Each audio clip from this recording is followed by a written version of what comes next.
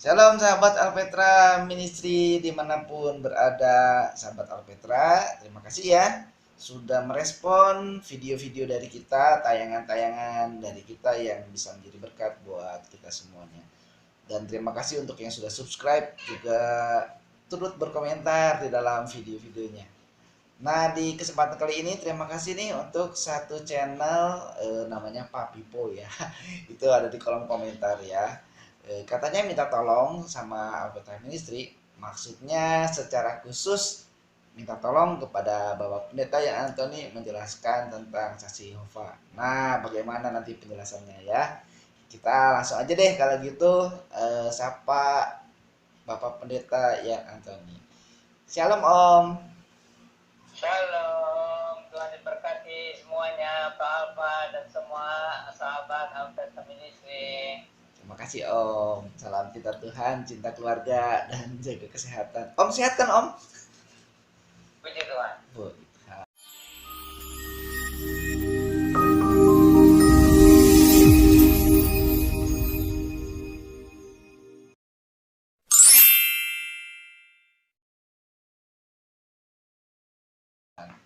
Iya Om, ini nih Om, ada komentar-komentar yang masuk nih, minta penjelasan beberapa orang sih, tapi saya pilih komentar dari channelnya Papipo Channel yang minta tolong sama Om dijelaskan tentang saksi Yehova. Memang sih Om akhir-akhir ini lebih militan mereka. Dulu kan mereka hanya masuk door to door ke orang-orang yang Kristen. Tetapi sekarang rupanya mereka sudah merebak, berani masuk ke yang bukan Kristen juga. Mereka menyebarkan ajarannya dengan sedemikian rupa gitu Om. Nah ini mungkin Om bisa menjelaskan nih Om, supaya selain saudara kita yang minta dijelaskan Papipo Channel itu, dan juga mungkin ada saudara-saudara lain yang juga ingin lebih jelas gitu, karena waktu kita tayangkan hanya sekilas ya Om tentang sisi Yehova ya, waktu di tayangan yang lalu-lalu ya. Oke deh Om, sebelum mulai nih Om, kita berdoa dulu Om. eh, Mohon kesediaan Om untuk pimpin dalam doa. Mari kita berdoa. Bapa kami yang di surga, Allah yang hidup, pencipta langit dan bumi segala isinya, Allah yang maha kasih, yang sudah mengutus Tuhan Yesus dari surga turun ke dunia menjelma menjadi manusia untuk menebus dosa-dosa umat manusia, dan yang sudah bangkit dan naik ke surga menyediakan tempat bagi orang percaya. Allah yang juga setia memeliharakan orang yang percaya dan mempunyai rencana yang sempurna. Sekali lagi kami bersyukur kepadamu, kami bersyukur Bapa, kami bersyukur untuk kasih-Mu yang melebihi pikiran manusia, kasih-Mu juga melebihi dosa-dosa kami. Bapa, kami bersyukur bisa ambil bagian di dalam pelayanan Alfa Ministry ini untuk memberitakan jalan keselamatan bagi orang berdosa, kabar baik bagi orang berdosa yang mau bertobat, dan juga untuk meneguhkan, memuridkan orang-orang yang percaya. Kiranya Roh Kudus yang menyucikan, mengurapi, melengkapi, memakai hamba Tuhan dan semua yang ambil bagian dalam pelayanan ini. Juga kiranya Bapa di surga, Allah yang Maha Kuasa melimpahkan segala anugerah, segala rahmat, segala berkat Alfa dan Ministry, dan juga para penonton yang hatinya terbuka kepada kebenaran. Kami bersyukur, berdoa, berserah dalam nama Tuhan Yesus Sang Mesias, Juru Selamat yang dijanjikan bagi segala bangsa. Amin. Amin. Oke Om, baik Om. Mungkin Om bisa jelaskan Om, sebetulnya saksi Yehova itu siapa sih? Apa sih Om? Baik, jadi begini. Jadi di Eropa atau di Amerika itu ya, Amerika kali ya itu. Jadi ada beberapa orang Kristen itu, mereka begitu bersemangat mau mempelajari Alkitab, tapi sampai kepada kitab Nabi Yesaya di sana dijelaskan gitu bahwa itu nama Tuhan Allah bangsa Israel itu Yahweh gitu ya, atau Yehova ya itu.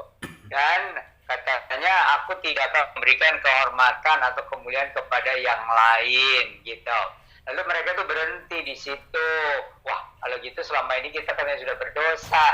tidak menyembah Yehova atau Yahweh gitu kan. Iya, iya. Lalu mereka mendirikan ajaran baru, padahal mereka itu seharusnya mempelajari Alkitab itu perjanjian lama perjanjian baru bolak-balik ya sampai selesai supaya bisa mengerti ada ayat-ayat paralelnya gitu ya. Siapa sebenarnya Yesus itu ya dan sebagainya. Tapi mereka sudah buru-buru bikin ajaran yang baru. Kemungkinan mereka itu kaum awam. Jadi tidak punya dasar yang kuat dalam soal Alkitab dan teologi. Gitu. Jadi dibikinlah itu kira-kira tahun 1930-an. Itu masuk ke Indonesia ya, memang mereka berusaha ke seluruh dunia gitu ya. Nah, di Indonesia itu tahun 1975 sebenarnya sudah dilarang oleh pemerintah waktu itu. Karena Saksi Yehova itu tidak mau menghormat pada bendera, tidak boleh orang transfusi darah, gitu. Jadi kalau tidak menghormat bendera aja itu sudah menentang negara Indonesia itu kan. Iya, melawan hukum ya. Kalau orang lain sih bukan warga negara Indonesia terserah, tapi warga negara Indonesia harus belajar menghargai itu lambang negara ya. Nah kemudian juga mereka itu melarang untuk transfusi darah, padahal transfusi darah kan menyelamatkan jiwa orang juga itu kan. Nah itu diantaranya maka dilarang itu tahun 1975 di Indonesia. Tapi kemudian waktu Presiden Abdurrahman Wahid menjadi presiden itu ya, itu kan beliau tuh orangnya demokratis tuh. Jadi katanya itu keyakinan orang jangan dilarang-larang gitu. Jadi yang Saksi Yehova boleh beroperasi. Itu kan agama Konghucu juga boleh beroperasi. Itu boleh dikatakan ya presiden yang paling demokratis itu Presiden Abdurrahman Wahid ini ya, yang kemudian sekarang juga lah sama yang presiden ke-7 ini ya. Sama, itu sangat demokratis. Cuman masalahnya itu tadi ya, ajarannya menentang penghormatan kepada bendera, juga melarang transfusi darah, itu kan sebenarnya ini ya melanggar hukum dan juga tidak berguna sebagai sesama manusia ya. Ada orang kekurangan darah, dia bisa menolong nggak boleh gitu kan, karena dianggapnya itu transfusi darah itu bertentangan dengan ajaran Tuhan. Iya, berarti kalau secara kenegaraan ya Om ya, secara bangsa mereka itu tidak sejalan dengan negara di mana mereka ada ya Om ya, karena menentang. Betul itu. Lalu tentu saja hal-hal yang kalau umat Kristen itu ya, jadi kebanyakan sih menganggap mereka ya aliran sesat atau ajaran sesat dan menyesatkan. Tapi kalau anggota PGI kadang-kadang karena menghargai sesama anggota orang yang sudah disahkan di Indonesia, mereka tidak berani terang-terangan begitu. Katanya saya tidak etis mengomentari ajaran mereka gitu. Jadi terbelah juga pendapatnya. Tapi kalau menurut kita itu mereka itu mengatakan bahwa ya surga ya di bumi lah, itu Taman Eden nanti yang diperluas gitu. Jadi tidak percaya Yesus bangkit dari antara orang mati itu. Jadi artinya secara bangkit secara tubuhnya itu. Lalu juga bahwa Yesus itu hanya semacam Allah kecil gitu. Jadi bukan Allah yang sama dengan Allah yang menyatu dengan Allah Bapa. Gitu. Lalu mereka tidak percaya kepada kebangkitan orang mati. Gitu. Jadi itu ya surga itu di bumi ini, nanti tubuh kita diubahkannya di bumi ini. Jadi kalau sudah mati, tapi nanti karena mereka pikir kalau itu Tuhan Yesus datang kembali atau bagaimana itu, jadi kita tuh langsung ubahkan gitu. Jadi nggak ada surganya ya di bumi, dan cuma 144.000 itu ya yang bisa itu yang jumlah yang akan masuk gitu yang di akhir zaman ini. Tapi jadi maksudnya yang 144.000 yang boleh ke surga atau gimana ya? Selebihnya ya di dunia ini gitu, di dunia ini aja itunya jadi Taman Eden yang diperluas gitu. Kok mereka jadi seperti kira-kiranya ini ya Om, jadi seperti kontroversi juga ya. kan mereka katanya tidak mengakui Iya. adanya surga. Surga itu ya ini sekarang katanya di dunia ini surga. Gitu. Itu sih ya, jadi mereka tuh mengharapkannya itu hidup selama-lamanya di bumi ini. Kemudian menentang itu apa istilah Tritunggal itu tidak percaya. Pokoknya Allah yang satu itu, kalau Yesus ini kan memang firman Allah karena menjelma menjadi manusia, tapi itu Allah kecil katanya.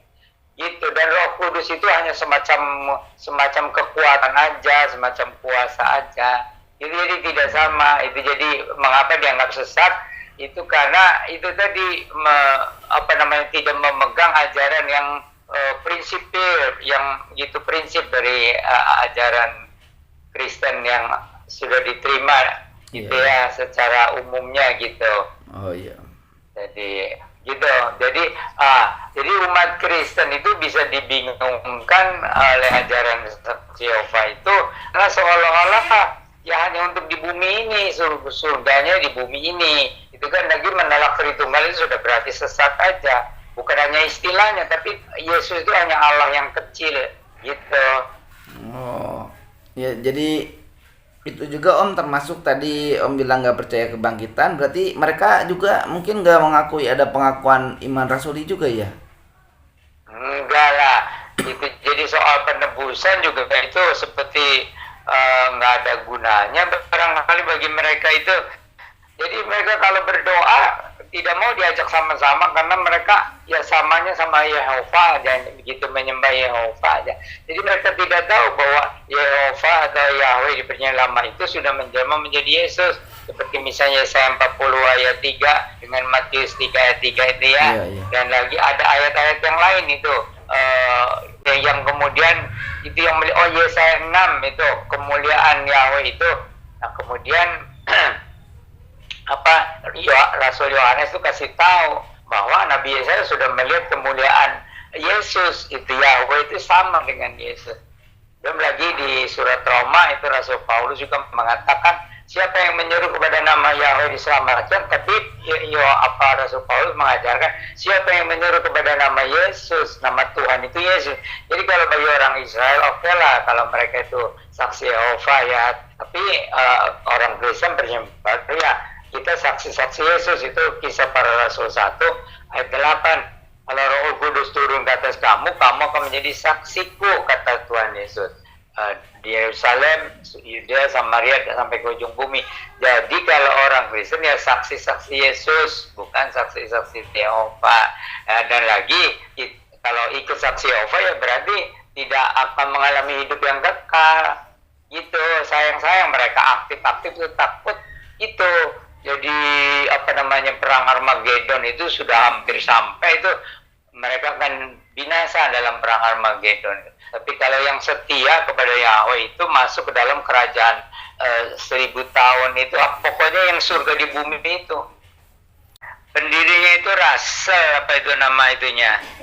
Charles Russell. Oh, Charles Russell. Oh. Iya. Iya, itu dia itu berarti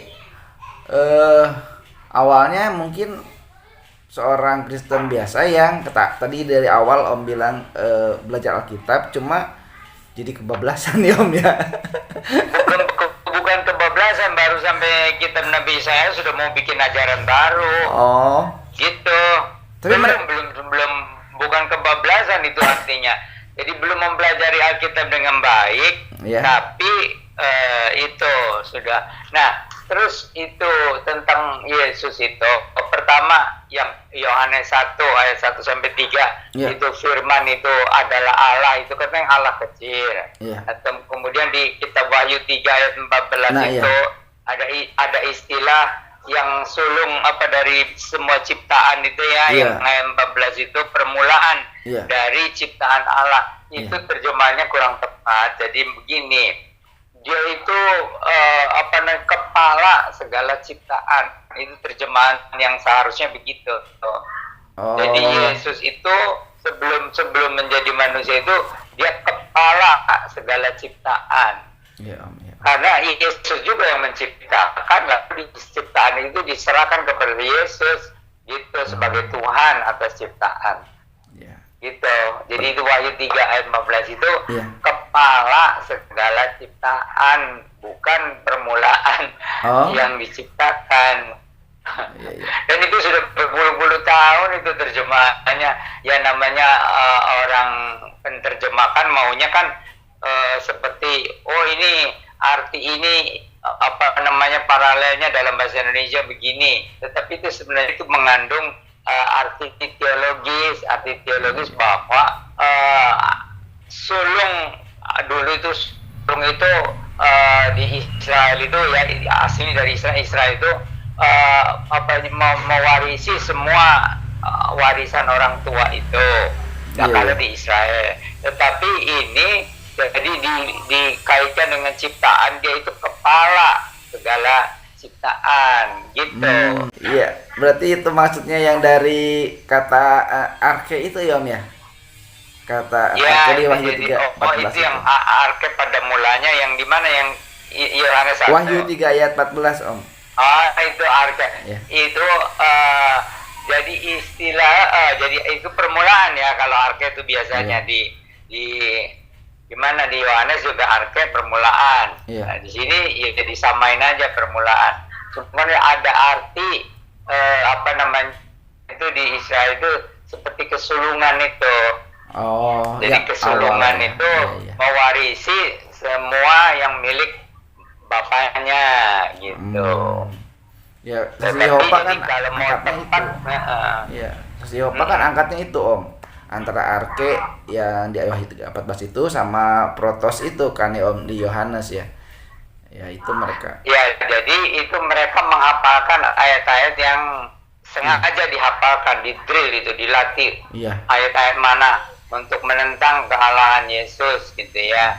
Dan macam-macam itu tentang Yehova itu semua mereka sudah dihafalkan. Kalau orang tanya gini, dia langsung balas Iya. gini. Orang mempertanyakan ini, dia langsung gitu.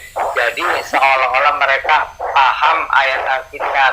Padahal mereka paham ayat-ayat yang sudah dilatih untuk menjawab semua sanggahan. Gitu. Mereka bukan apa mengerti Alkitab, menghafalkan ayat-ayat yang membela Iya.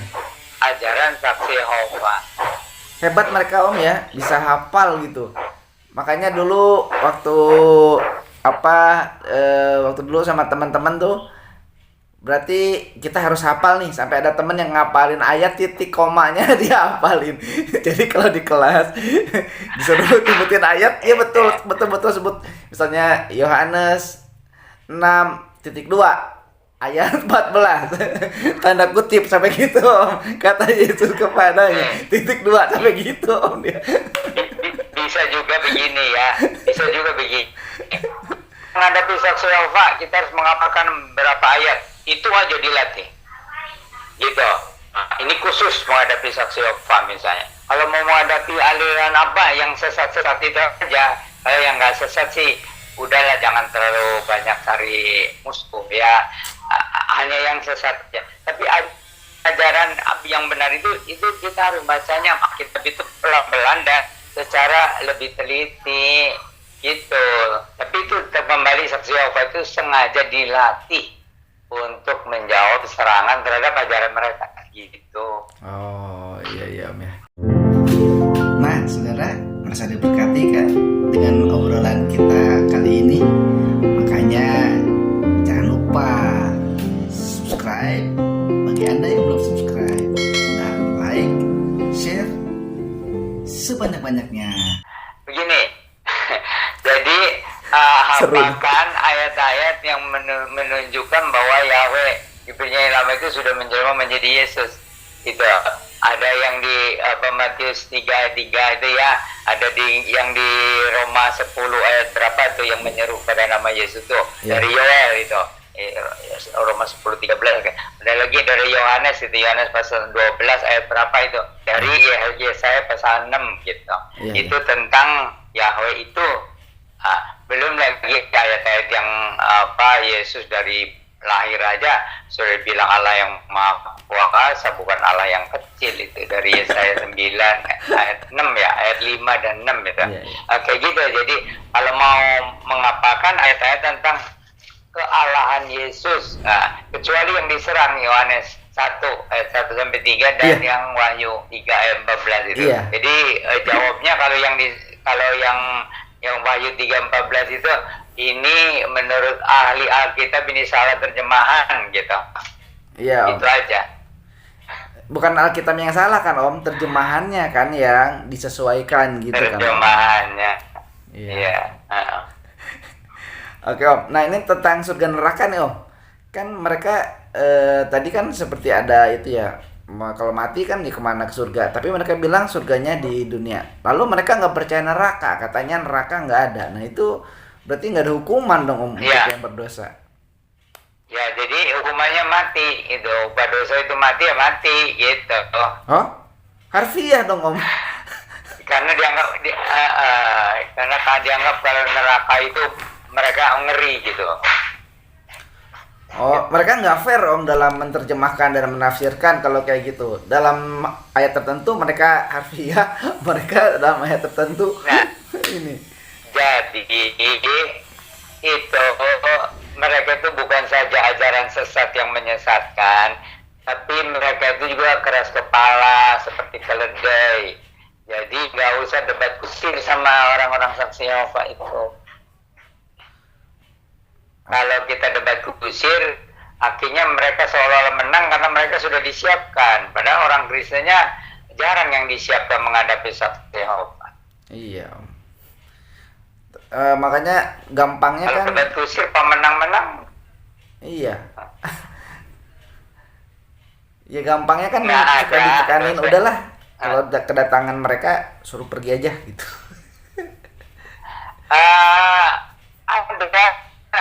Ada dua cara. Pertama, ajak berdoa, tapi kita yang pimpin. Nah, mereka nggak mau ya udah. Berarti mereka ini rohnya lain. Oh. Jadi pertama itu ajak berdoa. Mereka nggak mau karena kita kan berdoa dalam nama Tuhan Yesus. Oh. Mereka nggak mau. Nah, kalau nggak mau ya udah gitu. Kalian ini bukan saudara. Iya. Hanya saudara sebangsa aja. Iya. Saudara sebangsa. Sebangsa pun enggak. Iya, bangsa itu enggak ya. Nggak menyembah bendera.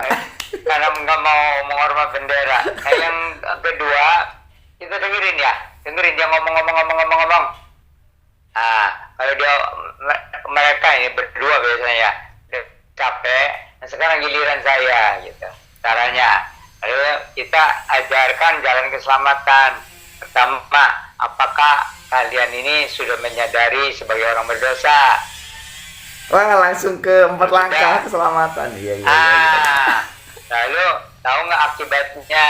Dosa itu obat dosa maut, ya nggak? Oke, dia nggak percaya neraka, tapi kan tetap maut. Iya. Pokoknya Allah akan menghukum. Lalu Yesus datang untuk menanggung dosa umat manusia, gitu kan? Iya. Jadi percaya nggak? Gitu. Kalau dia nggak percaya ya udah. Iya. Kita nggak bisa ketemu gitu. Iya. Tapi juga bilang yang misalnya Yohanes 1:12 barang siapa yang menerima atau Wahyu 3:20 ya Yesus mengetuk hati, mau nggak terima Yesus sebagai juru selamat pribadi? Bilang nggak mau, ya udah gitu. Iya. Kita nggak akan ketemu. Jadi giliran gitu. Nah, Anda sudah ngomong, sekarang giliran saya yang ngomong gitu. Iya, simpel aja ya Om gitu ya. Iya. Coba kalau debat kusir, mereka menguasai ayat-ayat yang sengaja untuk membela diri. Oh iya Om ya, betul juga sih. Mereka lebih ini Om, lebih disiapkan. Iya, lebih disiapkan. Iya. Mas, kalau ketemunya sama orang yang suka belajar, mungkin yang mengerti kebenaran firman Tuhan atau Alkitab, mungkin masih bisa jawab ya Om. Tapi kalau sama orang Kristennya yang KTP doang, nah itu gawat itu Om, bisa ke bawah itu sama mereka. Ya. Oke, jadi siapkan jemaat itu pertama untuk bisa pimpin doa dalam nama Tuhan Yesus. Ya, supaya bisa ngajak. Yang kedua, yang itu tadi 4 langkah atau 4 jalan keselamatan itu, 4 langkah kepada keselamatan. Jadi itu diapalin dah. Sama, jadi kita siapkan mereka Iya, sudah disiapkan. iya. Supaya nggak debat kusir. Ya Om ya. Ya supaya nggak dapat kusir. Iya, Dapat kusir itu percuma. Itu kan pemenang-menang. Untuk apa? iya, iya. Gitu kan? Oke Om. Apakah mereka juga percaya baptisan dan perjamuan kudus Om? Itu perjamuan kudus itu mereka itu percayanya hanya untuk yang dipilih masuk dalam 144.000 dan mereka nggak berani. Oh, Gitu. jadi nggak ada Om? Ya, Nggak ada ya. perjamuan? Mereka ada tapi nggak ada yang berani. Mungkin pemimpin besarnya kadang-kadang ikut, tapi kalau yang pemimpin lokal kadang-kadang nggak berani. Nggak tahu kalau pemimpin lokalnya mungkin satu, karena itu jumlahnya yang masuk ke surga ya 144.000 Waduh, itulah. gitu. Ya selebihnya ya ini aja di bumi, surga di bumi. Iya, nggak konsisten itu mereka itu Om. Ya ini namanya juga ajaran sesat gitu Iya, ya. ada yang Nah, harus. jadi kepada jemaat itu dikasih tahu yang prinsip-prinsipnya itu bahwa Yahweh di Perjanjian Lama itu sudah menjelma menjadi Yesus di Perjanjian Baru, dan kasih tahu ayatnya itu beberapa ayat itu ya, Matius 3 ayat 3, Roma 10 ayat 13.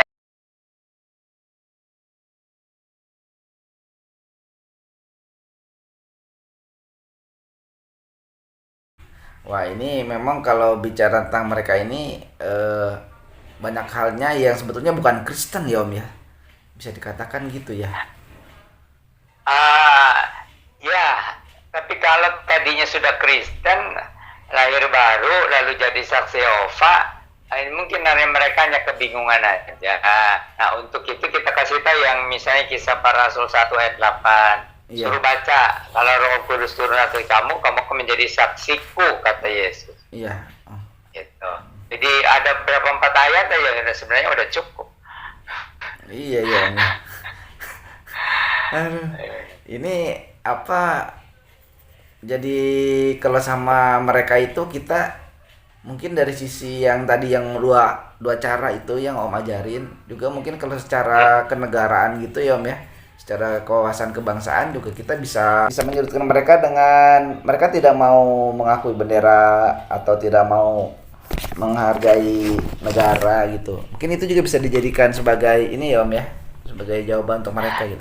Itu untuk diajarkan kepada umat Kristen sih perlu dikasih bahwa mereka itu tidak menghormati bendera, tidak membolehkan transfusi darah. Tapi kalau kepada mereka yang diserang soal itu, mereka pasti bisa bilang kita kan resmi diresmikan oleh negara gitu.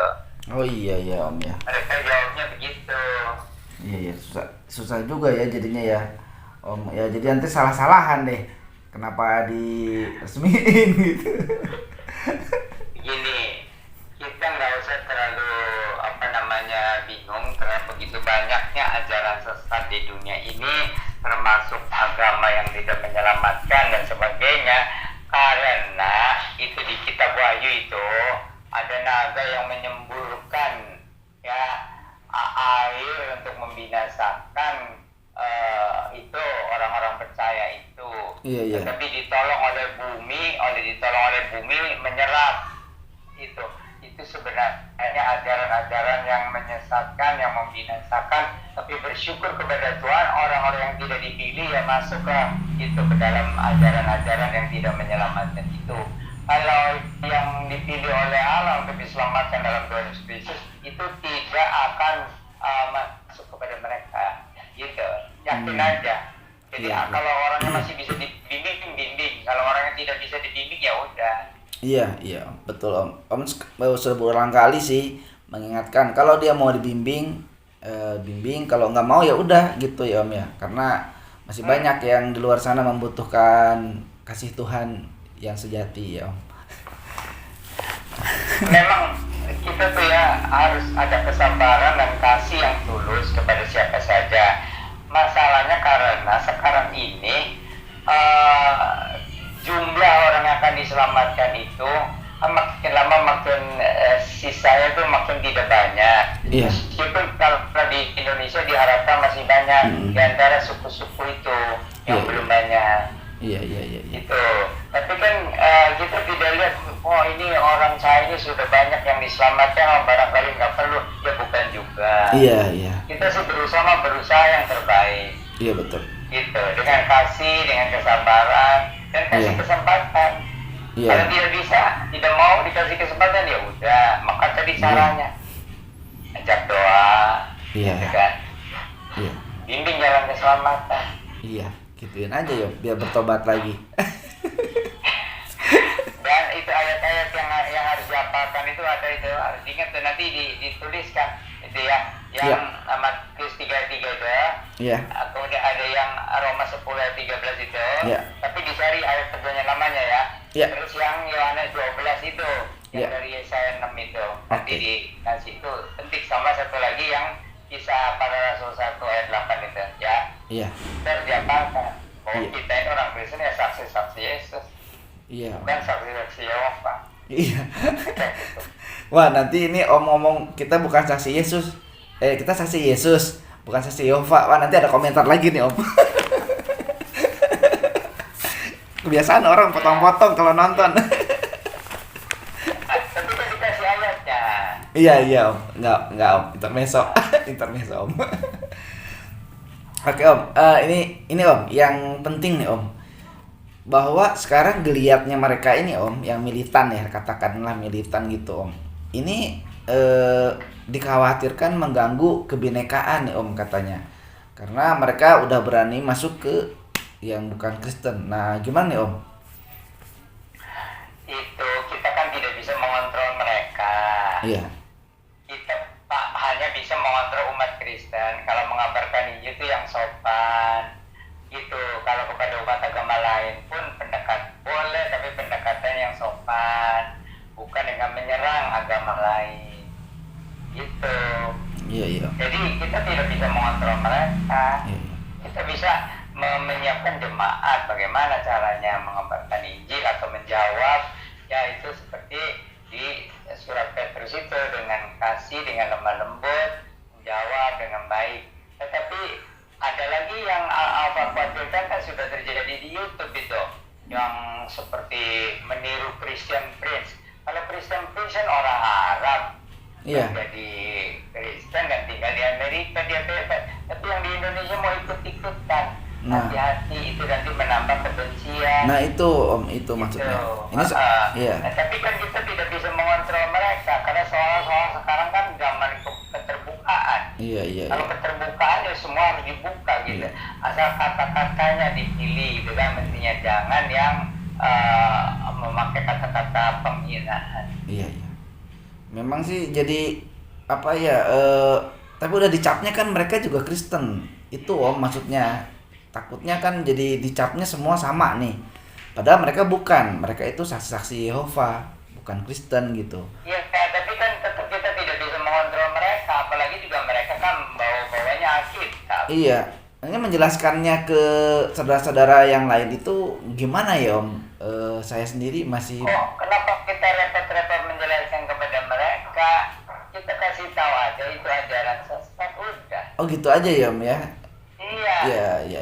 Boleh tambahkan bahwa mereka itu tidak bisa menghormat bendera dan tidak boleh transfusi darah. Oh itu iya. saja. Tapi Iya, itu iya. kita nggak usah laporin ke polisi karena negara sudah Udah sah. mengakui. Udah sah, Om. Iya, sudah sah. Iya, Om ya. Aduh, susah juga nih, Om.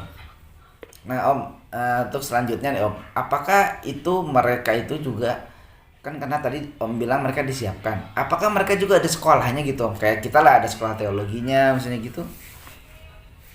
Enggak, mereka itu sistem pelatihan, yang mau jadi anggota udah dilatih sebelum jadi anggota.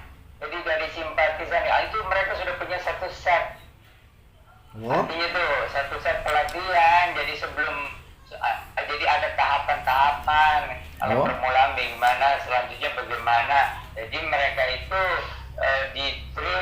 dilatih berulang-ulang untuk memahami doktrin mereka dan bagaimana membela gitu, dan bagaimana menyerang juga ajaran Kristen yang yang resmi gitu. Mereka udah dilatih, itu ada bukunya, ada standarnya. Itu mereka diwajibkan gitu, Om? Diwajibkan gitu? Iya, minat kan yang serius, apalagi ditakut-takutin dengan Armageddon. Oh, Jadi mereka pendorongnya tuh ketakutan sama Armageddon, nanti mati nggak masuk dalam dunia baru. ya itulah makanya jadi balik lagi kan katanya nggak ada surga, katanya nggak ada neraka, tapi mereka percaya dunia baru. Gimana ya Om ya? Iya, dunia barunya di bumi, dunia barunya di bumi. Masih di bumi juga kan? Padahal kalau secara ajaran Iya. Kristen itu kan artinya ada Yerusalem baru gitu ya Om ya. Sebetulnya. Mereka sih nggak memperdalam Alkitab, mereka hanya memperdalam ajaran mereka aja. Oh, ini kalau dilihat-lihat campurannya ada campuran Adventnya, ada campuran apa tuh yang satu Tuhan itu ya Om ya. Ini campur-campur. Namanya juga kan kaum awam, belajar sendiri, melatih sendiri gitu. Jadi Iya. jangan terlalu pusing terhadap mereka. Iya iya iya. Iya. Tanya bagaimana kita menghadapinya aja, pusingnya nggak usah. Iya iya iya. Nah, ini untuk yang request ya tentang sesi Hopa, semoga jadi nggak pusing nih. Udah denger tuh kan penjelasannya dari Om Yan kan. Jadi nggak usah pusing udah. Semoga dengan ini dijelaskan jelas. Ya, jadi pokoknya ya kalau orang tidak bertobat, tidak lahir baru di dalam Yesus Kristus, ya tidak mengalami kelahiran baru dalam Yesus Kristus, ya tidak akan masuk ke surga, tidak akan mendapatkan hidup yang kekal gitu. Jadi kepada jemaat mah dipentingkan memahami keselamatan yang kekal, jaminan ke surga oleh Yesus dan sebagainya. Itu jemaat pentingnya di situ. Jadi kalau mereka melatih, kita juga harus melatih, tapi melatihnya bukan seperti mereka itu, tetapi itu tadi. Jadi kalau namanya pemuridan itu harus intensif. Itu gereja Kristen apalagi ajarannya yang bagus ya, itu harus ada pemuridan yang intensif. Tapi kalau pekabaran Injil harus ekstensif, sebanyak-banyaknya orang mendengarkan Injil, apakah juga melalui YouTube, melalui TikTok, melalui Telegram, melalui WA, melalui apalagi Twitter dan sebagainya, melalui medsos itu. Kabarkan Injil seluas-luasnya sebelum Tuhan Yesus datang kembali. Kabarkan Injil seluas-luasnya melalui semua channel. Iya, betul. Tapi kalau pemuridan harus intensif. Nah, iya iya iya. Rasul Paulus yang intensif membinanya kan, ada Timotius, ada Titus, ada siapa lagi itu kan, gitu. Semua itu dulu tuh. Jadi kita jangan terlalu berpikir yang besar-besar. Kecuali kalau Tuhan Yesus langsung tuh 12 murid di kembang intensif. Iya. Tambah lagi 70 murid gitu kan. Iya. Kita mah apa yang kita bisa aja mulai gitu. Iya. Pendeta gembala sidang yang saya bantu itu ya, Iya. itu bagus dia menyiapkannya tuh. Itu ada jenjang tahap, yang tahap awal itu dari saya untuk menjadi pemimpin kelompok saya. Tapi sesudah itu dia terus untuk membina lebih dalam, untuk jadi diaken, untuk jadi penatua, untuk ini berhasil. Oh. Sekarang dia punya kadernya banyak. Iya iya. Pembina pemuridan harus intensif. Iya iya, memang harus gitu sih Om. Ntar kalah sama saksi Yehova kita. Ya, jadi kalau pekabaran Injil harus ekstensif dengan semua, melalui semua channel. Iya, betul Om. Tapi harus jelas itu jalan keselamatannya itu. Ya, Iya. Yesus yang mati Iya. disalib untuk menebus dosa, Yesus yang bangkit, yang naik ke sorga menyediakan tempat. Itu harus jelas, dan kelahiran baru, dan itu harus jelas. Iya betul Om. Karena banyak channel Kristen yang isinya perdebatan terus. Sedangkan kabar baiknya tentang Injil keselamatannya, wah ditinggalin Om. Ya. Iya. Iya, betul itu. Jadi itu sekarang kan saya kalau WA usahakan sih ya itu menguatkan ya, karena sesama udah percaya ya kalau WA. Tapi kalau yang ini Alkitab Ministry kan saya selalu menjelaskan tentang jalan keselamatan, juga menyisipkan. Terus ada lagi yang Facebook itu yang dalam bahasa Inggris ya Om. Iya. Itu Om kesempatan kalau ada itu jelaskan apa bedanya. Ini Allah orang Kristen ini, Allah Alkitab itu Allah yang hidup, yang memperkenalkan diri kepada manusia, terutama kepada bangsa Israel, membebaskan bangsa yang keluar dari perbudakan Mesir lewat laut Teberau itu, lalu memberikan 10 hukum itu langsung. Tuhan Allah yang hidup itu memberikan 10 hukum itu. Jadi bangsa Israel itu kira-kira 2 juta menjadi saksi. Memang Tuhan tidak kelihatan, tapi 10 hukum itu terdengar jelas. Oh iya. Gitu. Lalu Tuhan Allah bangsa Israel itu yang menjelma menjadi Yesus. Itu, dan Yesus itu juga dia bukan hanya mati-mati terus. Hari ketiga dia bangkit, mengajar lagi. Dan sesudah itu naik ke surga menyediakan tempat.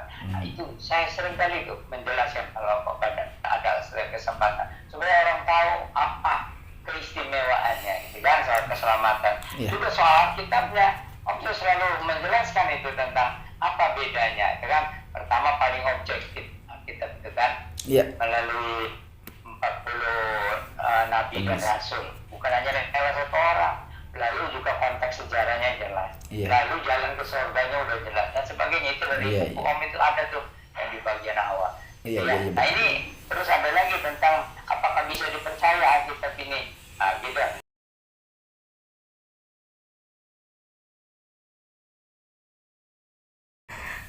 Om, boleh saya lanjutin ya Om? Ini Om agak sebetulnya agak bertentangan tapi agak ini nih Om. Karena ini lagi banyak juga lagi dibicarakan, terutama dari saudara-saudara kita yang di luar Kristen ya Om ya. Kan di YouTube itu banyak orang mengatakan perjumpaan dengan Yesus gitu. Kalau saksi Yehova kan nggak mungkin gitu melakukan hal itu. Tapi di orang-orang kita ini banyak yang mengaku berjumpa langsung dengan Yesus gitu. Kalau yang turun naik surga mah itu udah biasalah orang dengan kesaksian. Ini berjumpa langsung gitu Om, secara fisik atau dalam mimpi. Nah ini gimana Om kita menanggapi hal ini Om? Ya, jadi itu caranya Tuhan Yesus atau Allah mau memberikan keselamatan di dalam Tuhan Yesus Kristus itu memakai segala macam cara yang meyakinkan orang yang bersangkutan, dan itu tidak bisa disamakan. Tetapi ada yang sama pengalamannya. Misalnya lagi kebingungan bahwa Tuhan Allah yang benar itu yang mana, menurut agamanya apa, menurut Kristen. Itu berdoa, dia berdoa tengah malam sampai 7 hari itu kalau nggak salah dia. Nah, terus akhirnya hampir putus asa, nggak ada jawaban dari dua-duanya gitu ya. Tapi itu kemudian ada cahaya terang, terus melihat sosok seperti Yesus yang pada jubah itu. Dia nyata, aku ini yang kamu cari, atau gitu maksudnya ya, aku ini Yesus gitu ya. Ada yang langsung ikutlah aku. Tapi biasanya tidak hanya sekali yang begitu tuh, biasanya suka 2 kali minimal gitu ya. Nah itu kita tidak menentang, karena itu biasanya orang yang kita katakan sulit lah untuk bisa jadi Kristen gitu ya. Seperti Rasul Paulus itu kan ajaib. Nah sekarang ini banyak terjadi di Indonesia gitu, yang begitu apakah lewat mimpi, yang lewat mimpi juga biasanya bukan hanya sekali gitu. Terus yang ya itu suku-suku yang agak sulit itu, misalnya Aceh lah, Minang lah, Madura lah ya, atau di gitu.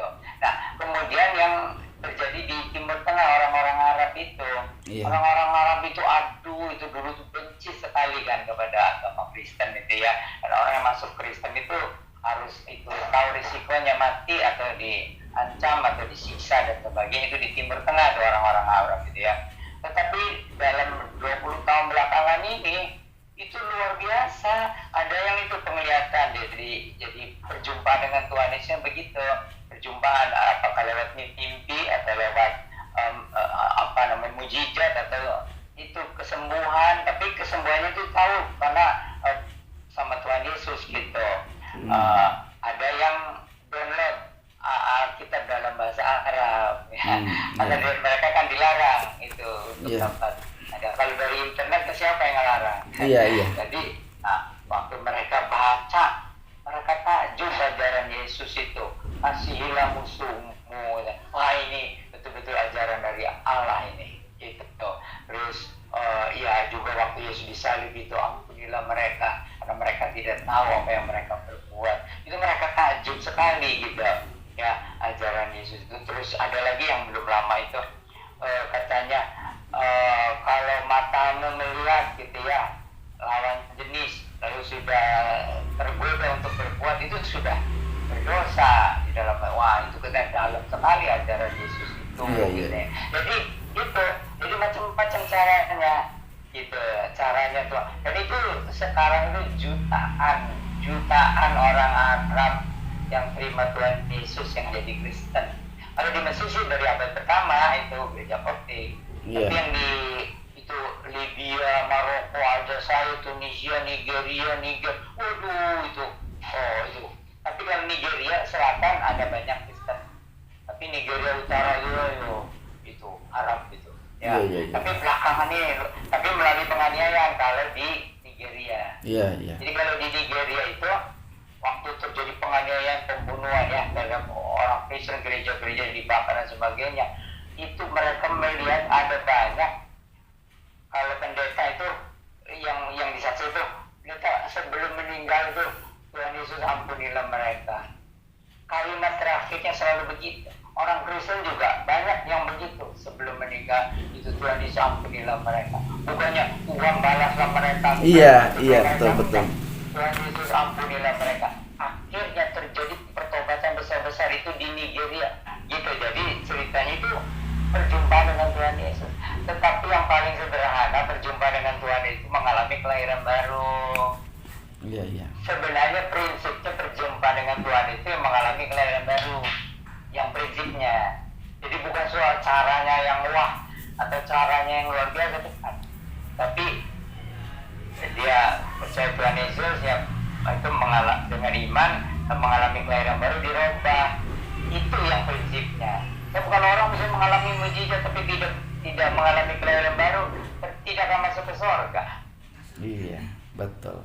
Iya, betul Om. Kan waktu zaman Yesus saja orang banyak melihat mujizat. Ada yang disembuhkan juga. Iya. Tapi tidak semuanya bertobat. Iya. Yudas apa lagi? Iya. 3 tahun. Sama-sama. Saya melihat mujizat Yesus. Iya. Makan dari Yesus, gitu kan? Terus ajaran Yesus yang luar biasa dia Iya. 3 tahun. Langsung. Ketiganya dia mengkhianati gurunya ya. Iya. Menjual gurunya gitu. Nah, kemudian menyesal karena ternyata dia sudah dia ada hati nurani sih ada kok menjual gurunya. Dia menyesal tapi tidak bertobat, malah gantung diri. Oh iya. Nah, jadi ya kan saya sekarang kan saya dulu pernah ngomong ya dari 12 pendeta bisa-bisa satu menjadi seperti Yudas. Iya. Nyesal gantung diri, bukannya nyesal itu malah bikin tambah dosa. Iya. Iya. Pertama itu cirinya itu yang serakah. Iya. Pendeta yang serakah, apalagi yang berbuat jahat ya. Aduh, yang pengen hidup mewah, memang nggak dilarang sih Om ya, tapi ya nggak gitu juga lah caranya gitu. Ada. Ya orang Kristen boleh menikmati berkat Tuhan ya, tapi ingat kesehatan lebih penting daripada kemewahan. Iya, betul Om. Jadi jauh nih Om. Luar biasa nih Om penjelasannya.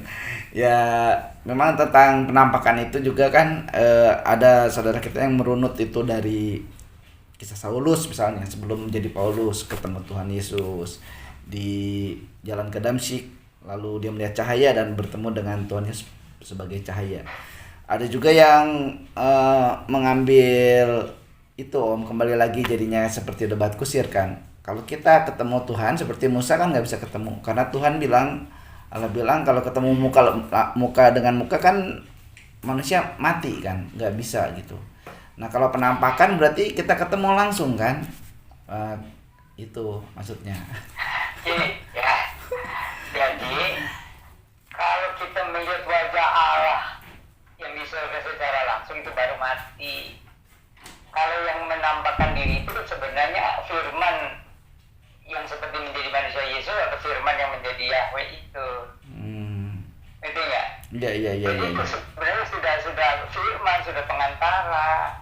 Iya. Jadi itu istilahnya kalau melihat wajah asli dari Allah kita mati. Karena itu begitu mulia dan begitu gimana gitu. Oke, gitu. Iya. Jadi mengapa itu kan firman menjadi manusia Yesus itu supaya kita jangan mati. Iya. Padahal dia kan Allah juga. Iya. Wah, itulah Om. Jadi ya seperti itulah bolak-balik Om. Jadinya rumputnya hijau apa ungu apa biru, rumputnya merah. Jadi gitu lagi. Ada hal lain lagi yang ingin saya sampaikan ya. Ya Om, silakan. Itu baru di YouTube ada betul-betul anti sama agama itu ya, mayoritas di sini tuh. Iya. Anti, dia mau menulis buku. Dia kata ini agama teroris ya, katanya agama yang penuh dengan kepalsuan lah gitu ya katanya. Jadi dia mau menulis buku gitu, anti sekali. Tapi kemudian dia mempelajari agama Kristen itu tentang Tritunggal, katanya nggak masuk akal katanya. Jadi akhirnya dia berbalik katanya, jadi mualaf katanya ya. Wah, gue diundang ke sana kemari cerita bagaimana dia yang tadinya anti menjadi mualaf gitu ya. Saya sih kasih komentar di salah satu itunya ya, bahwa orang ini pasti belum mengalami keselamatan lahir baru, belum mengalami Allah yang hidup, Tuhan hidup yang baru. Ya, maka dia hanya beragama Kristen atau nominal ya, atau apa namanya itu ya, aku atau dari kecil ikut ke gereja, tapi dia belum mengalami keselamatan lahir baru. Nah, orang yang begini banyak di Indonesia juga, di mana-mana. Itu bisa pindah ke agama lain atau bisa jadi mualaf. Itu nggak usah heran, karena dia belum mengalami Allah yang hidup. Dipikirnya agama Kristen itu agama saja, kegiatan, ibadah gitu. Tapi kan saya sudah jelaskan, ini soal keselamatan dan lahir baru oleh Roh Kudus, pembaruan ini yang dikatakan perjumpaan dengan Tuhan secara rohani. Nah, Jadi itu ya, maksudnya perjumpaan secara rohani ya. Itu menghasilkan kelahiran baru, hidup baru, pertobatan dan sebagainya, itu dengan iman kepada Yesus yang disalibkan dan sudah bangkit. Gitu. Iya. Nah, itu satunya lagi, tapi saya belum selesai bacanya, misionaris katanya. Misionaris kok sekarang katanya jadi mualaf katanya. Nah, ini juga nih misionaris dulu belajar apa? Iya. Tanya di kepalanya aja, belajar doktrin ya, Tritunggal lah, agama Kristen itu gimana ya. Tapi dia belum mengalami kelahiran baru secara rohani. Iya. Gitu ya.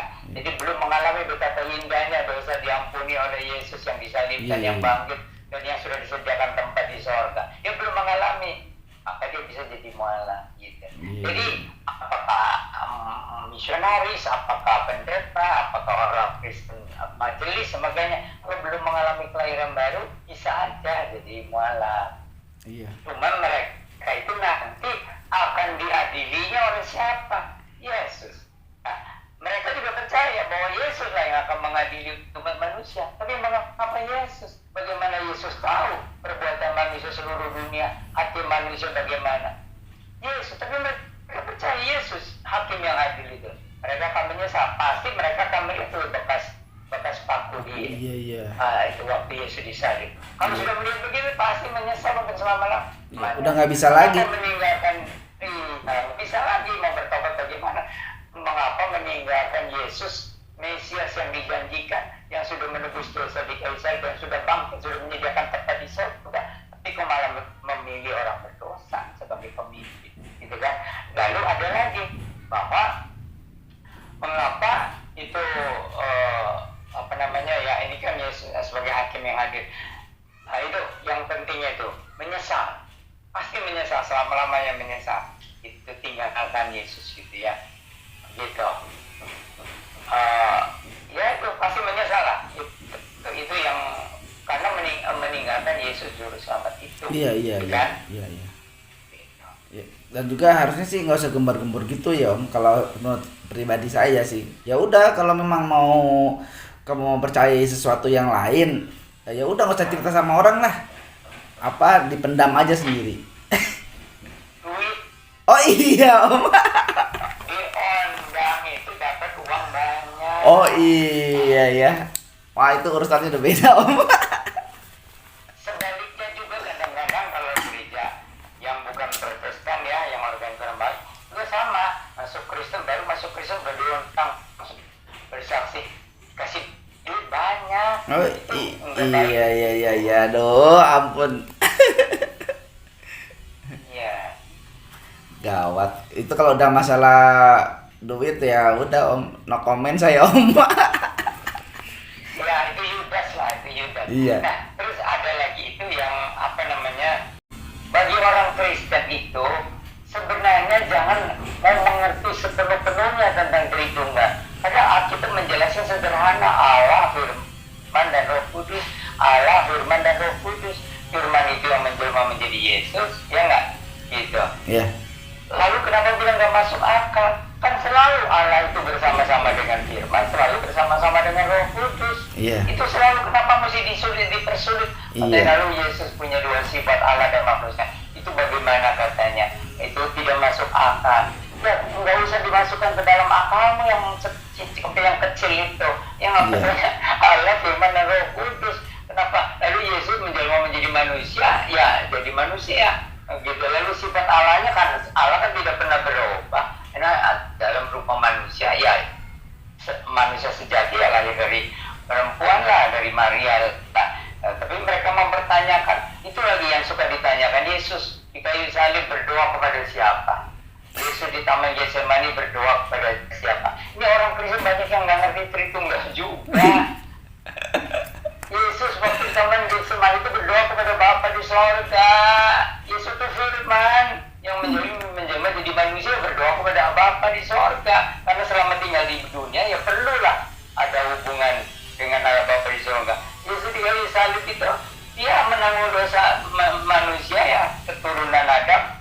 Dia sebagai Adam yang kedua, ya itu berdoa ya kepada Allah Bapa yang di sorga, karena Yesus ada di dunia, gitu. Nah, waktu di sorga yang mengantarakan juga doa-doa orang Kristen itu kepada Allah Bapa. Nah, ini banyak orang Kristen nggak ngerti bahwa Yesus datang memperkenalkan Bapa di sorga itu. Nah, ini penting juga. Jadi Yesus itu Firman yang menjelma menjadi manusia, menjelaskan tentang, memperkenalkan tentang Allah Bapa di sorga. Nah, itu yang dibilang lebih mulia dari Yesus itu di dalam hal apa? Itulah yang wajah yang kita kalau ketemu bisa mati itu kalau melihat wajah yang aslinya. Kecuali kita nanti pulang ke sorga, aduh itu kebahagiaan luar biasa, kita bisa melihat wajah Allah Bapa yang mulia, yang begitu maha mulia, maha kasih, gitu. Nah, mungkin Pak Abah belum dengar masalah ini ya. Iya, saya lagi nyimak Om, lagi nyimak dengan baik. Ya, jadi itu Allah, Firman, dan Roh Kudus. Firman itu menjelma menjadi manusia. Nah, ini Firman ini yang menjelaskan, memperkenalkan tentang Allah Bapa di surga itu. Nah, lalu bagaimana dengan bangsa Israel itu yang menyembah Yahweh? Itu sebenarnya kan sama dengan Firman yang memperkenalkan diri sebagai Yahweh gitu. Jadi cukup kalau percaya kepada Yahweh. Sama orang Kristen percaya kepada Yesus saja juga cukup. Cuman bagi orang yang belajar Alkitab secara pelan-pelan, jadi harus tahu Yesus itu memperkenalkan Allah Bapa di surga itu.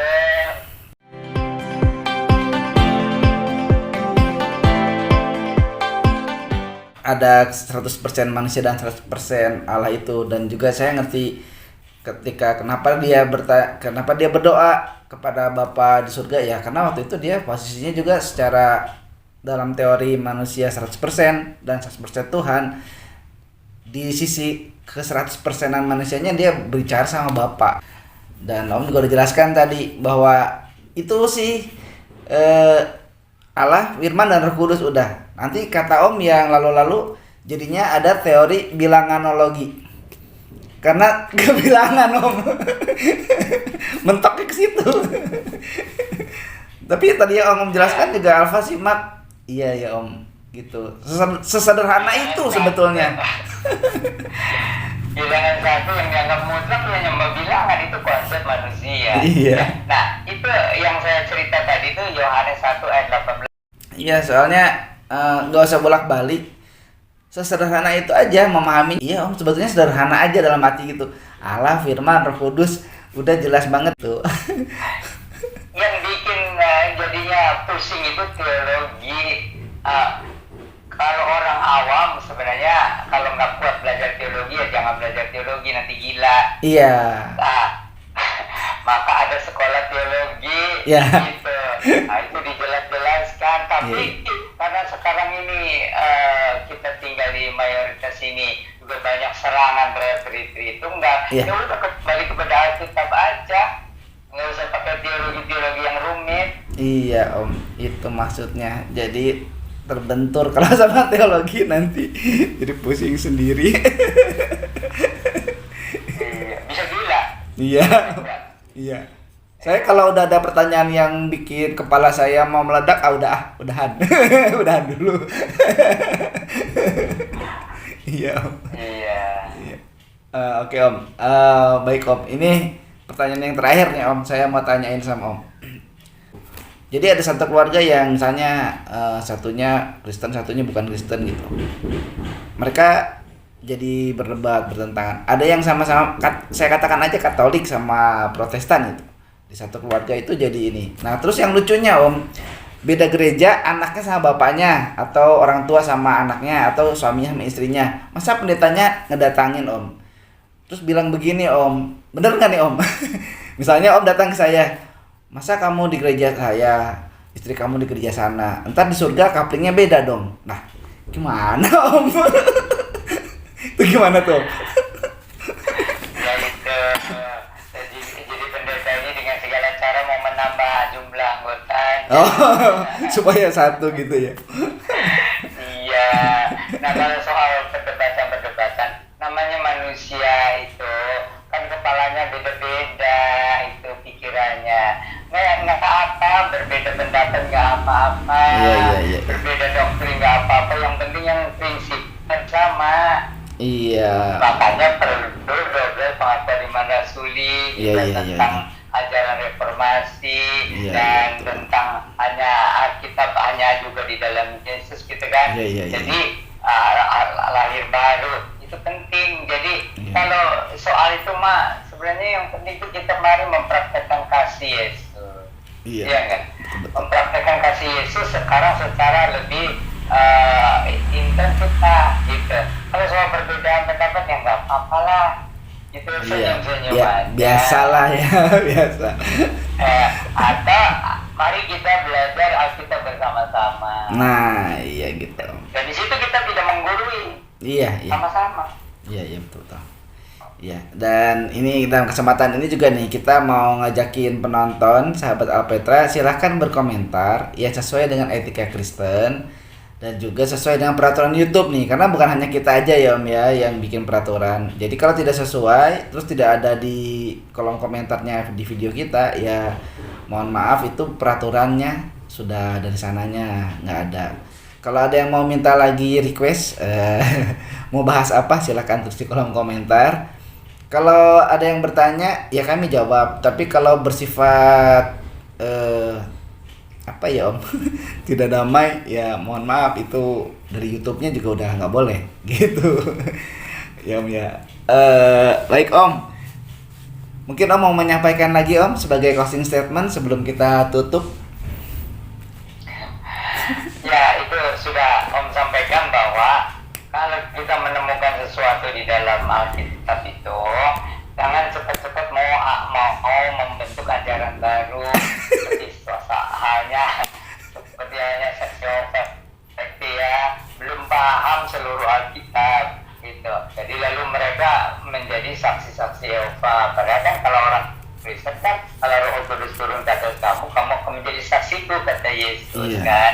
Nah, cuman bagaimana kita menghadapi mereka ya dengan kasih, ajak berdoa.